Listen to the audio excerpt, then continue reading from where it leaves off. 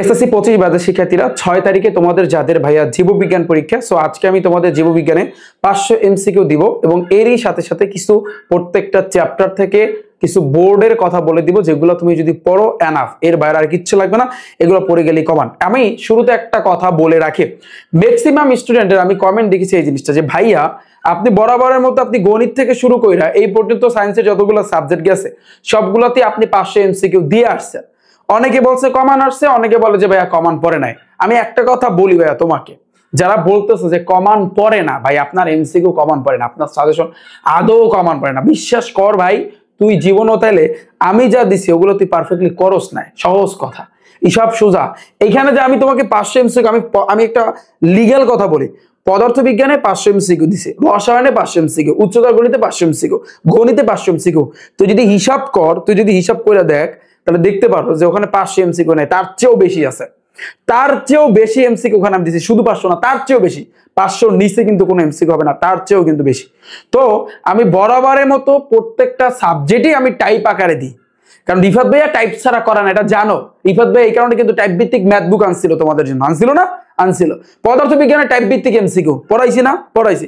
রসায়নে type ভিত্তিক, এই যে রসায়ন মানে টাইপ ভিত্তিক এমসিকিউ গুলো আমি কিন্তু পড়াই, টাইপ ভিত্তিক সৃজনশীল কিন্তু ভাইয়া পড়াই। ভাইয়া কিন্তু টাইপ ছাড়া কিন্তু পড়ায় না। তো জীববিজ্ঞানে ভাই আমি তোমাদেরকে আজকে যে সাজেশনটা দিব, ফার্স্টে আমি এমসিকিউর কথা বলবো, তারপর তোমার আসলে কোন কোন সৃজনশীল গুলো ইম্পর্টেন্ট এগুলা পড়লেই আনাপ ভাই, এর বাইরে আর লাগবে না। আমি বলছি না এগুলো পড়লেই আনাপ। তবে জীববিজ্ঞানটা অন্যান্য সাবজেক্টের সাথে তোমার তুলনা দিলে আসলে হবে না। জীববিজ্ঞান এমন একটা সাবজেক্ট, যদি তুমি শত ক্লাস দেখো ভাই, ওসব ক্লাসে কোনো কাজ হইব না। লিগ্যাল বুঝো, কিন্তু ক্লাস হ্যাঁ তোমার দেখতে হবে বেসিক ক্লাস, বেসিক বুঝো, যেটা বইয়ের ভিতরে, আমি আশা করি এটা জানো যে বইয়ের ভিতরে যা আছে মেইন বুকের ভিতরে, ওইটাই তোমার জন্য ইম্পর্টেন্ট জীববিজ্ঞানের জন্য। তুমি মানো আর না মানো, তুমি যদি বলো ভাই অনশট ক্লাস, অনশট ধরো, অনশট ক্লাস দিয়ে কি হইব? তোমার টাইম যে কয়দিন আছে, তুমি এই টাইমের ভিতরে তুমি কি করবা? যদি তোমার বই তো পড়তে হবে মাস্ট। ফর এক্সাম্পল তোমাকে আমি বলি, তুমি প্রথমে যেটা করবা, ধরো জীবন পাঠ তুমি ধরলা, জীবন পাঠ এই অধ্যায়টা তুমি ধরলা, জীবন পাঠ ধরার পরে তুমি ঠান্ডা মাথায় বইটা বের করবা, ওখানে কিছু গুরুত্বপূর্ণ লাইন আছে, ইম্পর্টেন্ট লাইন আছে, ওগুলো ঠান্ডা মাথায় একটু পড়বা। যদি তোমার 1 ঘন্টা টাইম লাগে, তুমি 1 ঘন্টা বসে পড়বা। পড়ার পর সাথে সাথে বিগত বছরে তুমি এমসিকিউ গুলো দেখবা। যদি এখানে আমি তোমাদের পিডিএফ, এই যে এমসিকিউ গুলো আমি পিডিএফ দিয়ে রাখবো, বা ডাউনলোড করে নিও। তারপর তুমি কি করবা, ধরো এটা ধরো সাপোজ এটা প্রথম অধ্যায়, তুমি প্রথম অধ্যায়টা সম্পূর্ণ বই থেকে পড়ার পর এবার আমার এই এমসিকিউ গুলো পড়তে আসবা। আমি আবারও বলতেছি, বই না পড়া আমার এমসিকিউ কেউ পড়তে আসবে না, হিসাব সোজা। বই মেইন বুক তোমার পড়তে হবে, তারপর তুমি এমসিকিউ পড়তে আসবা। কারণ আমি সবসময় বলি, সবসময় একটা কথা বলে আসছি, যে ভাইয়া বেসিক যে ভালো পারে তার সাথে কেউ পারে না, কথাটা মানো আর না মানো। বিশেষ করে বায়োলজির ক্ষেত্রে ওইসব অনশট ক্লাস, অনশট ওগুলা দেওয়া কোনো কাজ হইব না, আদৌ কোনো লাভ হইব না। তোমার লাগবে মেইন বুক, তোমার লাগবে কি মেইন বুক। যে যত ভালো পারবে সে কিন্তু এমসিকিউ বলো, সৃজনশীল বলো, কাঁপাইতে পারবে, অনায়াসে কিন্তু সে কাঁপাইতে পারবে। কিন্তু দেখো ভাইয়া, আমি আসলে এখানে আমি টাইপ দেই নাই, টাইপটা আমার আসলে দেওয়া উচিত ছিল, বাট জীববিজ্ঞানের এমসিকিউ গুলোতে তোমরা টাইপ দেখতে পারবে না। টাইপ আছে, টাইপ নেই এটা ভুল কথা, টাইপ আছে প্রত্যেকটা অধ্যায়ে জীববিজ্ঞানে, বায়োলজিতে টাইপ আছে, বাট আমি কিন্তু দেই নাই। সো তোমরা এখান থেকে যতগুলো এমসিকিউ ভাইয়া দিয়েছি, তো এটা হচ্ছে কিন্তু ভাইয়া তোমার 8ম অধ্যায়, এটা হচ্ছে কিন্তু ভাইয়া তোমার 7ম অধ্যায়।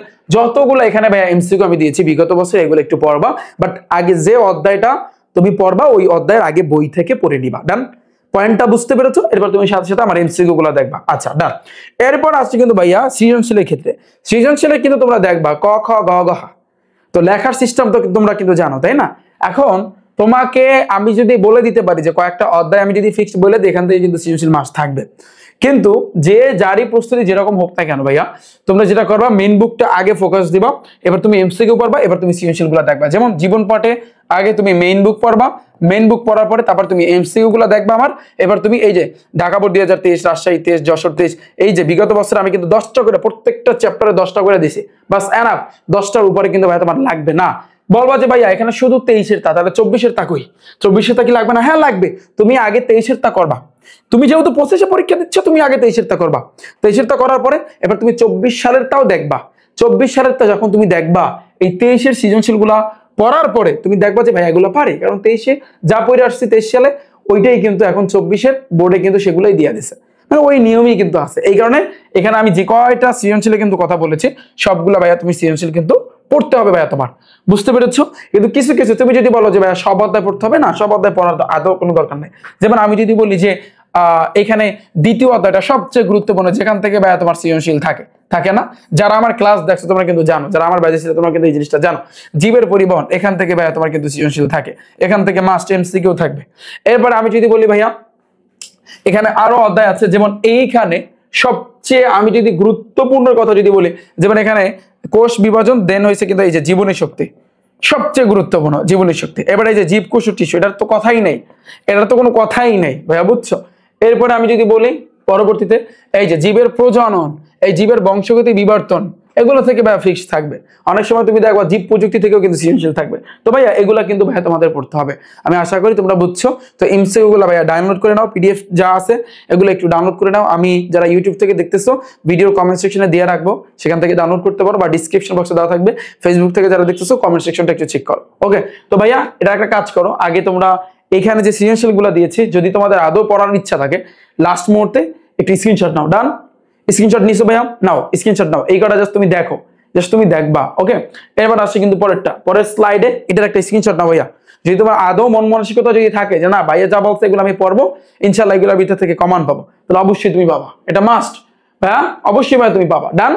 এটা ডান। সো এই ছিল কিন্তু ভাইয়া জীববিজ্ঞানের জন্য ছোট্ট একটা সাজেশন। পরবর্তীতে ভাইয়া তোমাদের জন্য আমি বাংলাদেশ বিশ্ব পরিচয় তোমাদের আছে, তোমরা কিন্তু জানো, তারও যে কটা সাবজেক্ট আছে আমি সাজেশন অবশ্যই কিন্তু ভাইয়া দিব। এবং পরীক্ষার পরবর্তী যে জীবনটা, তো এই পরীক্ষার পরবর্তী জীবনে তুমি কি করবা, তো এই নিয়ে অবশ্যই কিন্তু আমার সাজেশন থাকবে।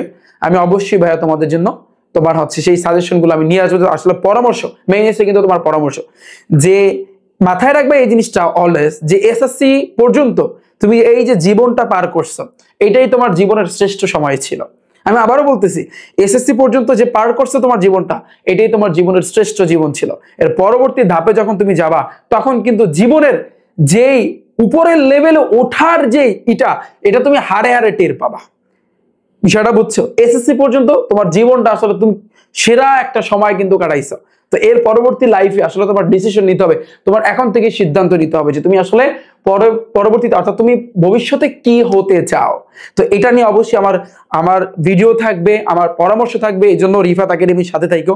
সো ইনশাআল্লাহ তোমাদের সাথে অনেক কথা হবে। তো ভাইয়া সাথেই থাইকো, দেখা হচ্ছে তোমাদের সাথে পরবর্তীতে। আল্লাহ হাফেজ।